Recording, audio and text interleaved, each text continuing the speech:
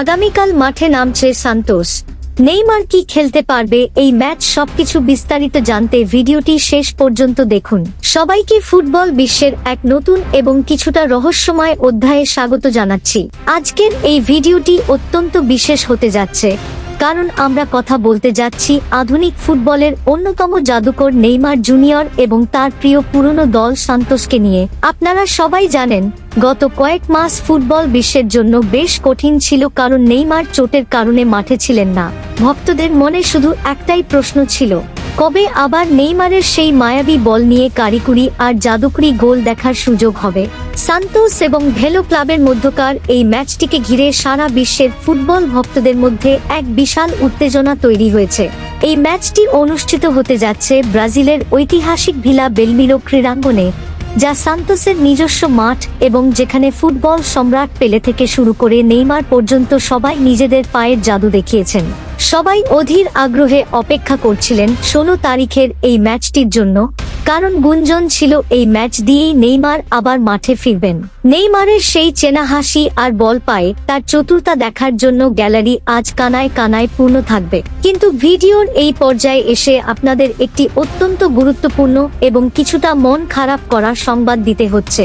আমরা সবাই আশা করেছিলাম 16 তারিখের এই বিশেষ ম্যাচে নেইমারকে আবার সান্তোসের সাদা পোশাকে দেখা যাবে, কিন্তু সান্তোস দলের সর্বশেষ খবর অনুযায়ী 16 তারিখের এই ম্যাচের মূল দলে নেইমারকে রাখা হয়নি। এখন আপনাদের মনে প্রশ্ন জাগতে পারে, নেইমার কি তবে এখনো অসুস্থ?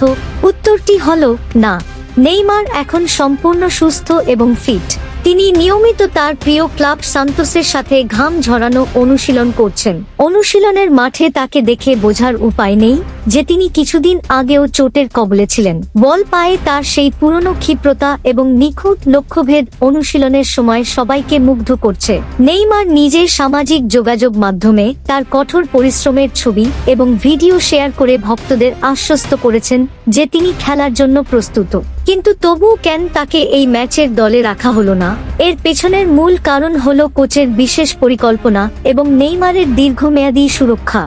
যদিও নেইমার অনুশীলনে দারুণ ছন্দ দেখাচ্ছেন, তবুও সান্তোস কর্তৃপক্ষ চায় না দীর্ঘ বিরতির পর হঠাৎ করে তাকে বড় কোনো ম্যাচের চাপে ফেলে দিতে।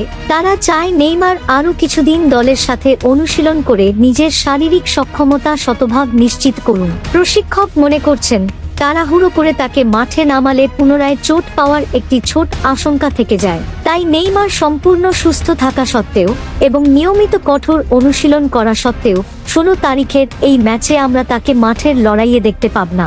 নেইমারকে ছাড়াই সান্তোসকে এই কঠিন পরীক্ষা পার করতে হবে।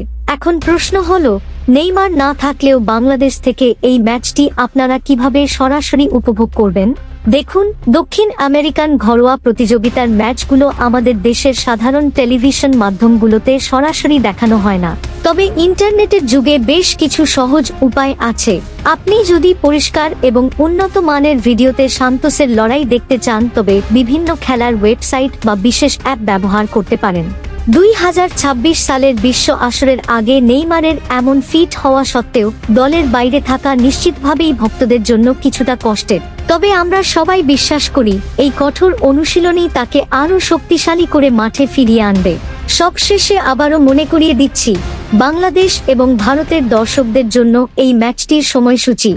সান্তোস বনাম ভেলো ক্লাবের এই লড়াইটি অনুষ্ঠিত হবে আগামী 16 ফেব্রুয়ারি সোমবার ভোর 5:30 নেইমার বিহীন এই লড়াইটি দেখার জন্য আপনার সময়ের হিসাব ঠিক রাখুন। নেইমার না থাকলেও এই ম্যাচের গুরুত্ব কোনো অংশে কম নয়, কারণ সান্তোসকে তাদের ঐতিহ্যের লড়াই চালিয়ে যেতে হবে।